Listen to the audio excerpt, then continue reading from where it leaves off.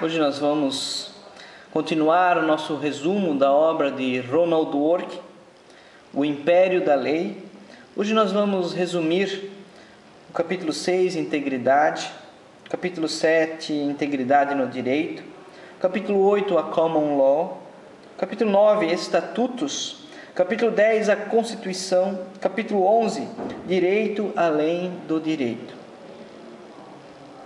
No direito como integridade, Dworkin procura evitar o legalismo, a discricionariedade e a incoerência no processo.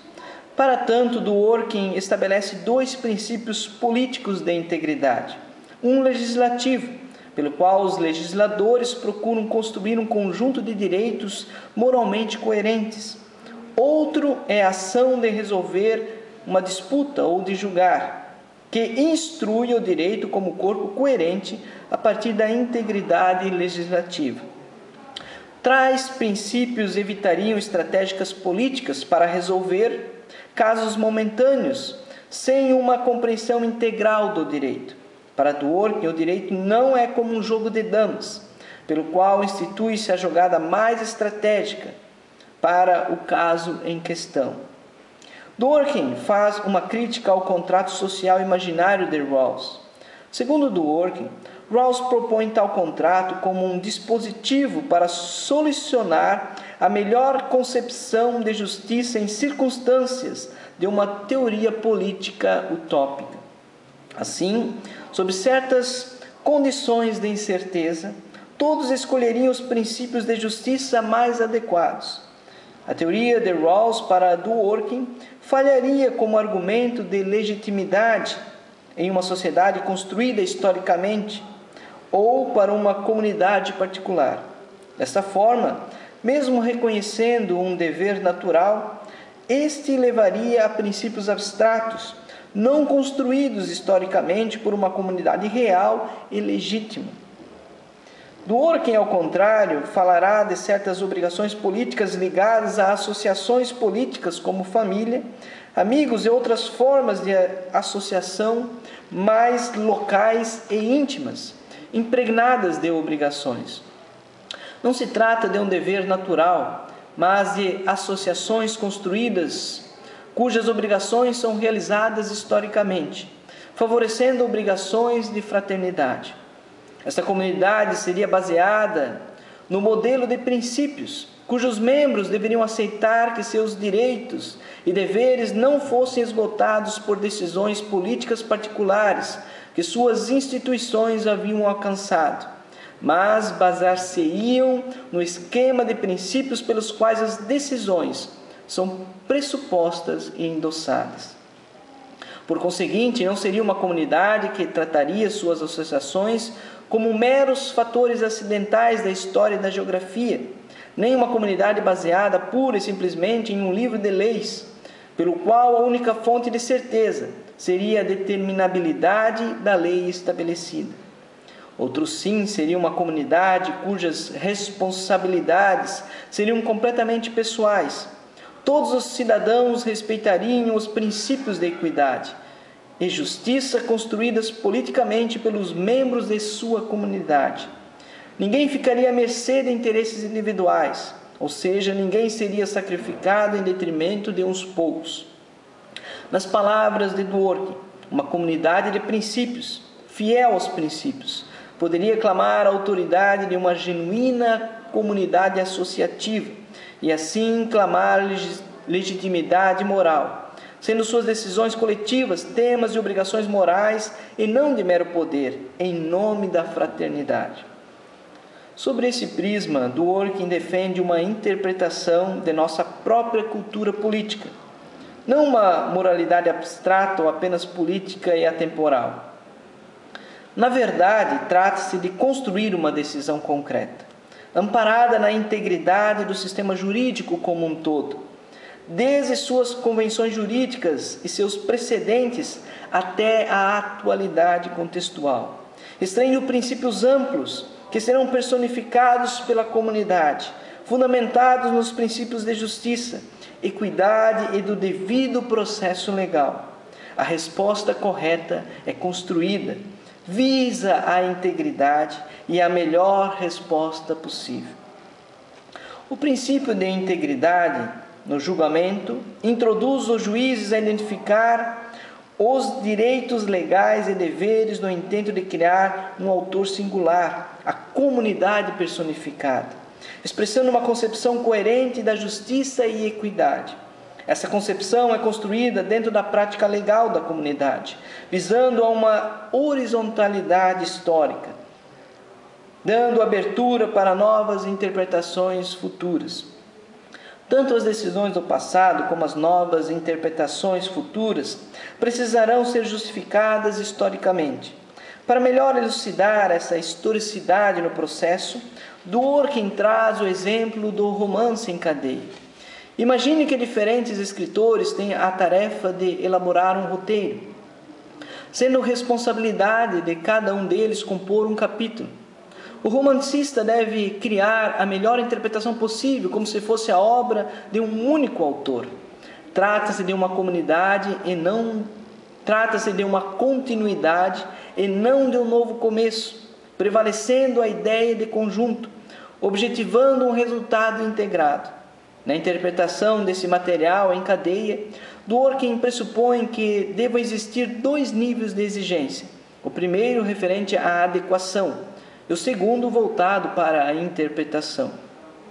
No primeiro, avalia-se a integração do escritor à elaboração da trama, o seu grau de envolvimento, o poder explicativo geral da obra e a verificação se, como roteirista, cumpriu sua missão.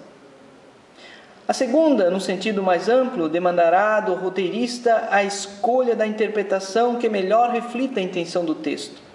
Essas 2 exigências interpretativas devem estar presentes na interpretação do direito, sendo esse justificado historicamente consoante sua adequação à prática jurídica e à intenção da melhor resposta ao caso. Dworkin, adotando o princípio de integridade, procura dar luz a casos difíceis. Assim, nenhum caso ficaria sem resposta, inclusive sem uma resposta correta. Para somar a sua resposta correta, Dworkin traz a imagem do juiz Hércules. São 2 idealizações, a do juiz Hércules e o da resposta correta, representando tanto a interpretação como quem interpreta. Embora sejam 2 idealizações, podem ser aplicadas por juristas humanos, desde que se aceite o princípio da integridade.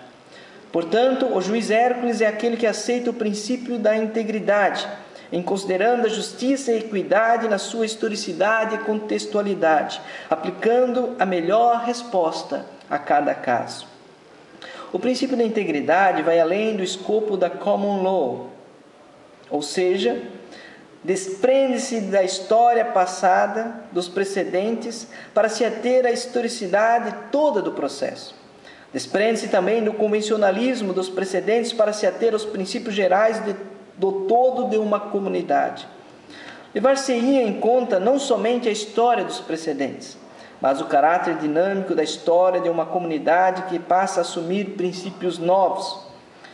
Casos como a preservação das espécies, racismos, traumas emocionais, receberiam uma sensibilidade maior do que obtivera no tempo das análises de Dworkin.